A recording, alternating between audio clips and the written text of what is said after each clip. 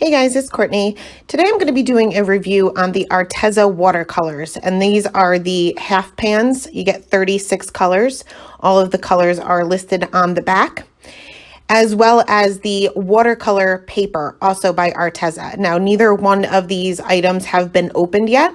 I figured I wanted to open them along with you guys so that you can get a real first impression of these products. So I'm going to go ahead and open up the watercolors first. And like I said, these are half pans, which means that they're already ready for you to go. They also sell these watercolors in the tubes that you can squeeze out onto a palette or into a palette yourself.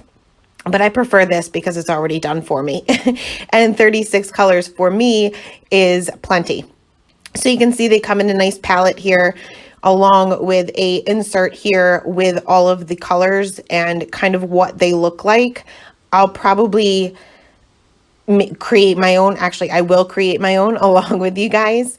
It also comes with a water brush here, and you can see that it has a pretty decent tip on it. I'm not usually a fan of watercolor brushes just because I have a problem controlling the amount of water, but that could be user error. Next, we're going to go ahead and open up the watercolor paper here. And this is 140 pound. It is cold press watercolor paper. And from the feel of it, it is a little bit thinner than the Canson that I normally use, but I'm okay with that because it's less bulk on my card. So I'm going to start swatching out my colors here, and I'm not going to show you all of these, but this will kind of give you my first impression. I am using the water brush that comes in the set of watercolors. I actually like this water brush. I felt like I had a little bit more control with the water that came out than I normally do with most water brushes. So what I'm doing here is I'm just taking a little bit of the pigment, placing that down, and then adding some water off to the right-hand side and bringing that water to that pigment and letting that spread out. Wanted to kind of see how these spread, and not only with the paints, but the watercolor paper as well. I have to say that I really like the watercolor paper. It is textured because it is cold pressed paper, but what I normally use is as well, so that's no big deal for me.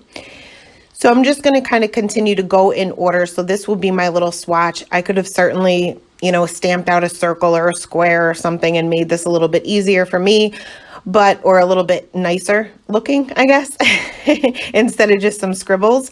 But this is pretty much going to be for my reference only, so I'm okay with just having some scribbles down. The watercolors are very creamy, so you only need a teeny tiny bit. They are very pigmented. So these half pans for somebody like me will last a very, very long time. I like to watercolor, but I'm certainly not an expert on it. I wouldn't even say that I'm a moderate as far as level goes. I'm pretty much a beginner. But it is something that I am working on. It's something that I want to get good at. So I am practicing. And now that I have a full set of watercolors, which I didn't before, I do have some Daniel Smith, but I don't have a huge amount of colors at this point. So my options are limited. So this, I have a feeling with this set, it's a very nice set. I'll be doing a lot more watercoloring. In this particular video, I won't be doing a project, but I'm just going to kind of play around with the watercolors to kind of get the feel of them a little bit and let you guys know what I think of them. And then in the next video, I will actually create a card with them. So this will be the review. The next video will be the card. So as you can see, I'm just kind of swatching all of these out, and I'm going to continue to do this, let this dry, and then I will label all of my colors. Kind of ran out of room in this column, but I spaced it out a little bit better for the next two columns. So you can see that every watercolor is going to dry back a little bit. So you can see once these were all dry, they did dry back just a teeny tiny bit, but you can see that they are very pigmented and they keep that pigment, which I like. So let's go ahead and create a background. And honestly, I'm not going to use this background for anything because it turned out terrible, but I just wanted to get the feel of these paints a little bit.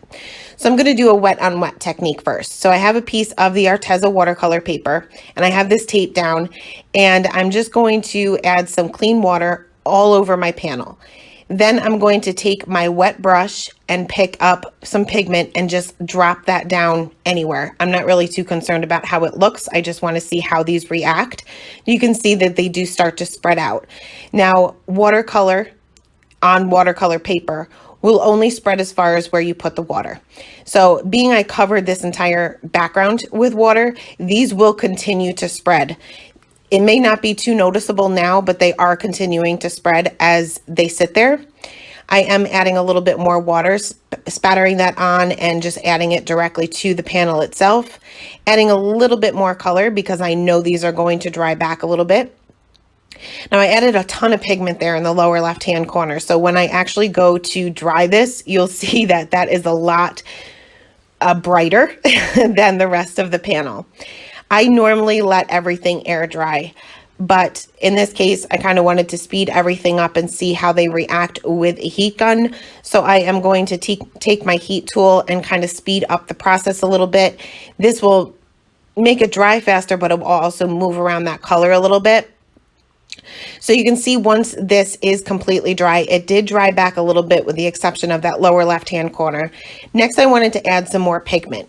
I've used cheaper watercolors before that once you add the first layer of pigment, you pretty much can't add anything else. They just don't blend. So I wanted to see if these do, and especially with this paper as well. So here I'm not adding any more water to my background. I'm just adding some color. So I'm using more of a wet on dry technique, even though it's on top of another panel. And like I said, not really worried about how this is actually going to look. I just wanted to see how these react. So just again, dropping in those same three colors that I used before and just making sure that I have a very damp brush or a very wet brush when I go onto the panel. Spattering on some more water to get those colors to spread a little bit. And then I am going to heat set this again just to speed up the process, just because I'm being a little bit impatient with this. So once that was done, I'm going to spatter on some clean water because I want to see if these pick up. So I spattered on with my paintbrush just some water and dabbed it up with a paper towel and didn't notice really any different at all. So I let it sit. I added a big old glob of water, let that sit for just a second or two, and then tried to pick that up again. And again, didn't have anything pick up for the most part. It may pick up a little bit, but it wasn't too noticeable on the panel itself. So just keep that in mind. And it could be because I heat set it or because I added so much pigment. So for this next panel, I am going to kind of create not really an ombre look, but I guess like a gradient. And I'm going to use the wet on dry.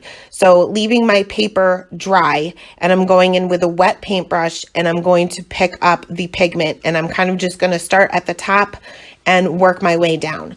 So I'm starting off with some of the darker reds, and then I'll kind of move on to some oranges and yellows as I get down to the bottom. So I am noticing that these blend beautifully. Even though I don't have any water down on the paper, you can certainly do this with a wet on wet technique and you'll just get a bit different of results, but they'll definitely blend even easier. So I am liking the way that these blend together. When you do a background like this, you'll just want to make sure that you're choosing colors that will blend together and not make mud. So the general rule is that if they are touching each other or close to one another on the rainbow, they are going to blend. So an orange is going to blend with a red and a yellow is going to blend with an orange, and so on and so forth. Any complementary colors, if you place them together, they will not blend, they will make mud. So if I were to add a blue after this yellowish color, I would make mud. So I'm just going to concentrate on picking colors that are closest to the rainbow. But I loved this background. Absolutely love this background. They blended beautifully. It's not all that wet, so it takes just a few seconds to dry. So that was just a very quick look at the properties and how these react for the half pan watercolors by ARTEZA. Now, as far as the packaging goes, like I say, they come right in the palette with the little half pans already filled for you. You can see that on either side you have room to kind of mix colors. You have a little space for your water brush and these little these little pans come out, so you can move around the colors in the order that you want. Mine are still a little wet, and I couldn't get that back in there without getting my fingers all not inky, but painty, I guess. But that is just a quick look at the ARTEZA watercolors. I will leave all of the links for the ARTEZA store below, and I will also be having a video today using these in a project. Thanks a lot, guys. Bye.